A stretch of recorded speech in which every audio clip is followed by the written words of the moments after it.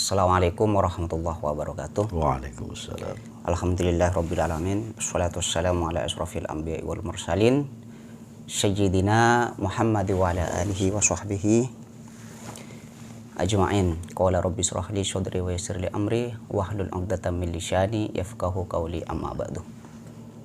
Alhamdulillah, di kesempatan kali ini saya bisa bersilaturahmi bersama beliau, yaitu Kiai Mukhtar.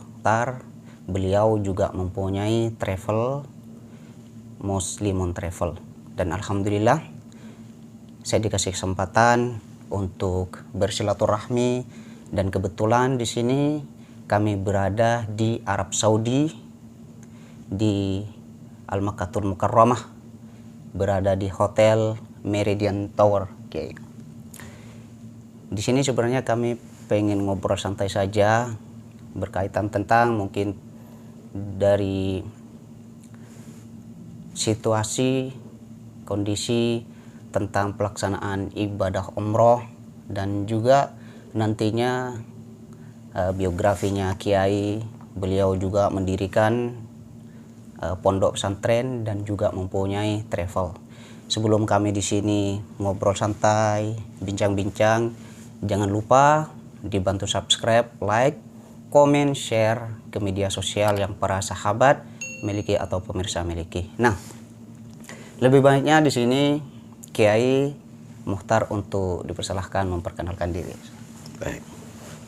Assalamualaikum warahmatullahi wabarakatuh. Alhamdulillahirabbil alamin wal 'aqibatu lil muttaqin wala 'udwana illa 'alal zalimin. Asyhadu an la ilaha illallah wahdahu la syarikalah. Iyyahu na'budu wa iyyahu nasta'in. Wa asyhadu anna sayyidana wa nabiyyana Muhammadan 'abduhu wa rasuluh as-sadiqul wa'dil amin. Amma ba'd. Alhamdulillah, syukurillah, pada kesempatan kali ini saudara saya bisa bersilaturahmi. Alhamdulillah, syukurillah, mudah-mudahan kita semua dalam keadaan sehat walafiat, senantiasa kita selalu mendapatkan perlindungan dari Allah Subhanahu wa taala di tanah yang suci ini. Amin. Ya rabbal alamin. Puji syukur, marilah kita panjatkan kehadirat Allah Subhanahu wa taala, teriring salawat dan salam tercurah limpahkan atas junjungan kita Nabi Muhammad SAW, serta para keluarga, para sahabat, tabi'in dan tabiat hingga sampai pada kita semua. Amin ya rabbal alamin. Nama saya adalah Mukhtar Muhammad, tinggal di daerah Bekasi, Jawa Barat. Kebetulan kalau di rumah itu ada majelis ta'lim, ngajar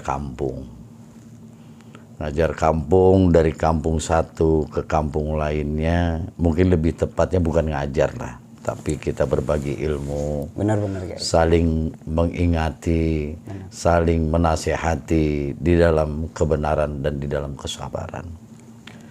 Selain daripada itu juga, alhamdulillah wa syukurillah, saya juga memiliki salah satu travel perjalanan ibadah haji dan umroh yang bernama PT Muslimun Travel. Muslimun Travel. Wah, ajib. Masya Allah, tabarakallah. Dan juga alhamdulillah syukurillah, saat ini selain disibukkan dengan mengantarkan tamu-tamu Allah ke Baitullah, saya juga memiliki salah satu pondok pesantren yang sedang kita bangun. Alhamdulillah, semoga aja dimudahkan. Mudah-mudahan. Amin ya rabbal alamin. Di mana pondok pesantren itu saya dirikan bersama para jamaah, hasil daripada kesepakatan, hasil daripada musyawarah. Pondok pesantren yang kita bangun ini adalah pondok pesantren yang kita khususkan skala prioritas untuk anak-anak yatim yang berada di Bekasi dan sekitarnya. Mohon doanya Ustaz. Mudah-mudahan terlaksana. Amin, amin. Terkait dengan ibadah umroh, yang pertama yang ingin saya sampaikan adalah saya sangat gembira sekali ketika Allah Subhanahu wa Ta'ala mengizinkan saya untuk pertama kali bisa datang ke Mekah ini. Alhamdulillah. Tepatnya waktu itu pada tahun kurang lebih 2015 lah. 2015. 2015. Pertama kali saya datang di sini, kemudian saya berdoa pada Allah. Berdoa kepada Allah agar sekiranya saya bisa datang kemari. Dan saya berjanji pada saat itu. Bila mana Allah mengabulkan doa saya, maka saya bersedia menjadi pelayannya. Menghantarkan duyufur rahman, menghantarkan jamaah umroh untuk melaksanakan ibadah di rumah Allah tersebut. Amin, amin, amin. Dan alhamdulillah 1 tahun kemudian, alhamdulillah wa syukurillah, seperti saya merasa gitu Ustaz, bahwa apa yang dulu saya niatkan alhamdulillah bisa terwujud. Alhamdulillah. Pada saat itu saya mampu membawa kurang lebih 49 jamaah. Alhamdulillah, Masya Allah. Dan alhamdulillah sejak itu Allah senantiasa memberikan kesempatan kepada saya untuk bisa berziarah ke makam Rasul, untuk bisa bertaqarrub, menghilangkan dosa-dosa saya di tanah suci Mekah ini. Alhamdulillah setiap 2 bulan sekali, alhamdulillah saya bisa hadir di sini, menjadi pelayan, menjadi kepanjang tanganan ya orang-orang yang ingin beribadah ke tanah suci. Benar. Dalam hal saat ini Ustadz, sama-sama kita maklum dan alhamdulillah juga ini kita berada di salah satu hotel Le Meridian, ya, yang berada di kota suci Makkah, yang dimana jamaah kita ditempa dalam hal kepribadian. Maklum Ustadz, namanya jamaah banyak. Benar. Kan berbeda pendapat. Ya. Masya Allah, kalau bukan kekuatan dari Allah, kita tidak mampu menyatukan itu. Karena sifatnya kita sebagai manusia terbatas kemampuan kita, Ustaz. Benar.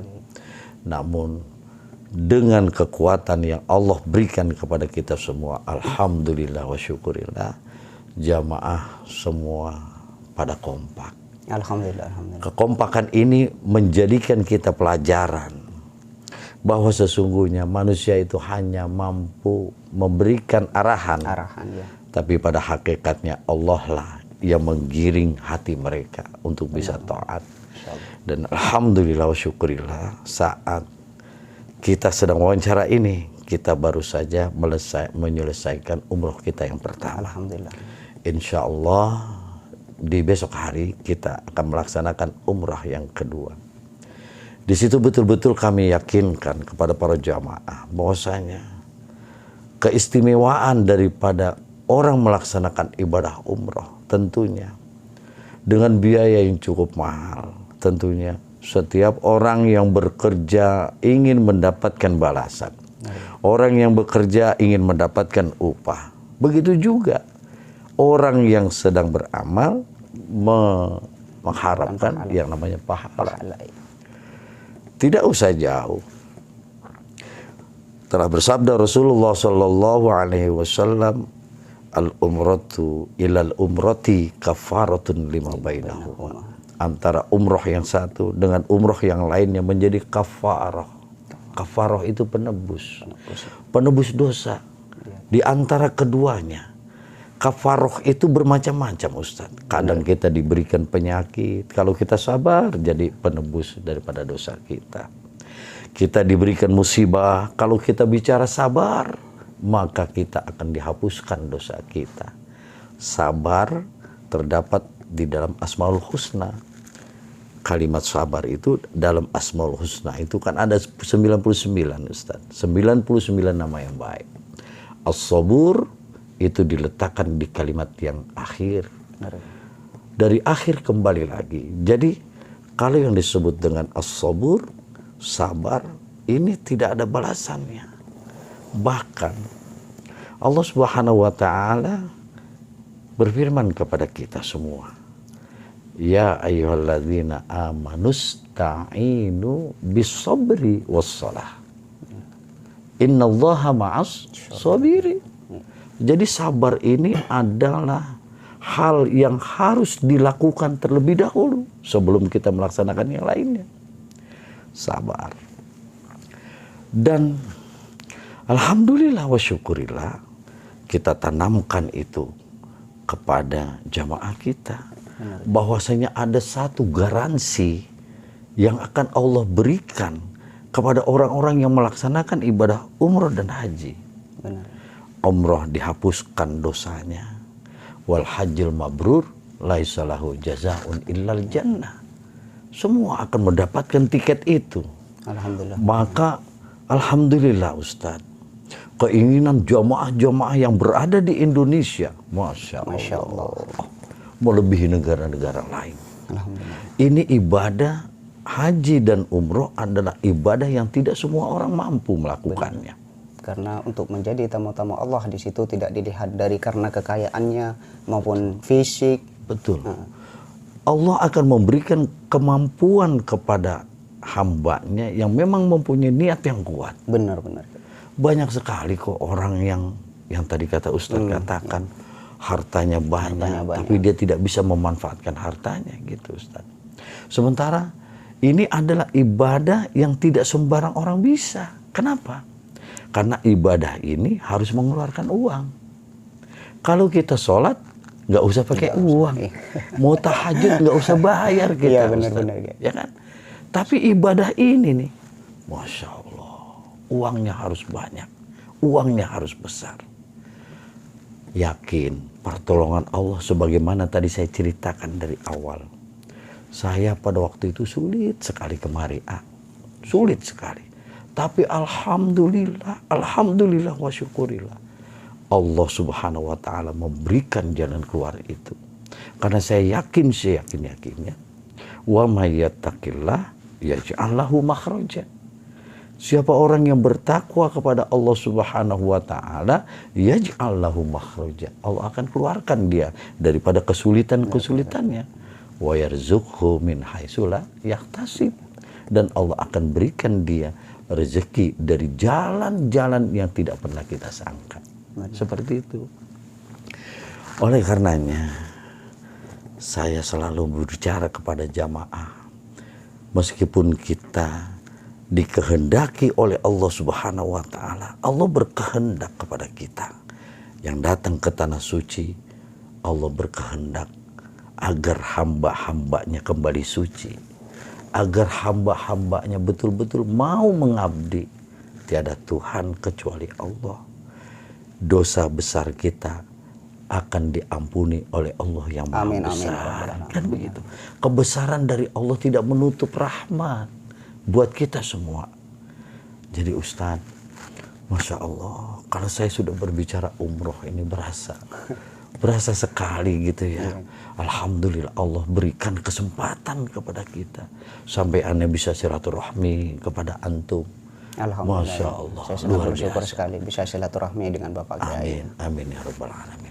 Kemudian yang kedua Ustaz, di Bekasi itu alhamdulillah saya juga diamanahkan oleh seseorang untuk mengelola, membuatkan dia sebuah bangunan. Sebuah bangunan.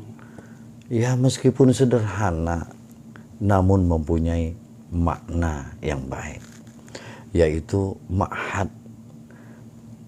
Kami sedang mengadakan pembangunan pondok pesantren, Ma'hadut Tarbiyah Al-Islamiyah. Masya Allah. Di mana skala prioritasnya itu kami yang diamanahkan ini ingin membangun pondok pesantren skala prioritas anak-anak yatim. Anak-anak yatim, Masya Allah. Karena kita tahu bahwa doa anak yatim itu mampu mengguncangkan ars. Benar Kak? Ars itu berguncang atas doanya. Benar. Kita, saya, antum sama. Ketika kita tiada, anak-anak kita akan menjadi anak yatim. Benar. Maka saya ingin menanamkan kepada keluarga khususnya. Pondok pesantren kita dirikan, kita ajarkan, tidak boleh ada bayarannya. Bagaimana cara cari keuntungannya?